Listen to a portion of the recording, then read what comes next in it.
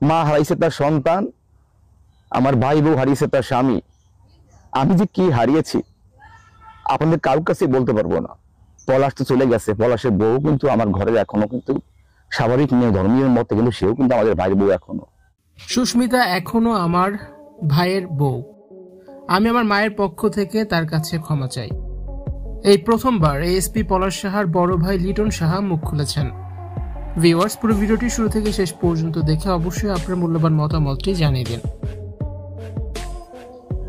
আমার কার প্রতি কোনো অভিযোগ নাই, বিধির বিধান ছিল এভাবে চলে যাবে। মারাত্মক করুণ ভুল দিয়ে ওকে পৃথিবী থেকে নিয়ে যাবে ভগবান, সেইটাই করেছে। দোষারোপ করে আর কি লাভ হবে। পলাশের বড় ভাই লিটন সাহা এখনো সুস্মিতাকে পলাশের বিবাহিত বউ বলে অভিহিত করেছেন। তিনি বলেন, সুস্মিতা এখনো আমার ভাইয়ের বউ, আমি তাকে সম্মান জানাই। আমি আমার মায়ের পক্ষ থেকে তার কাছে ক্ষমা চাইছি।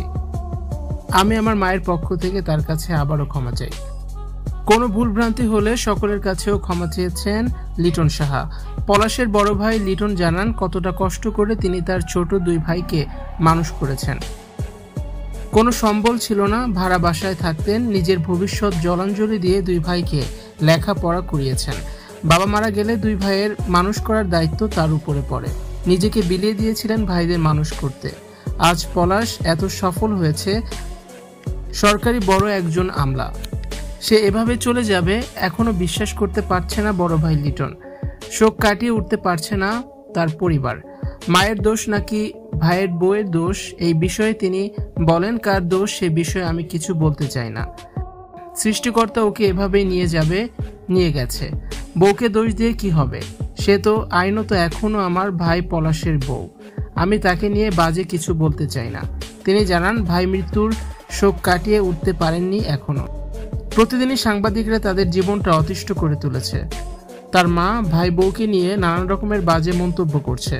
দেশবাসীর কাছে ক্ষমা চাইছে যেন এই সময়ে তাদেরকে নিয়ে এ ধরনের অপপ্রচার না করা হয়।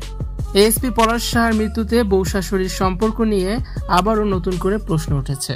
শাশুড়ি বউ কেন কেউ কাউকে কখনো আপন ভাবতে পারে না? ভিউয়ার্স, পলাশ সাহার বড় ভাই লিটন সাহার এই মন্তব্য নিয়ে আপনাদের কি মতামত? কমেন্টস করে অবশ্যই জানিয়ে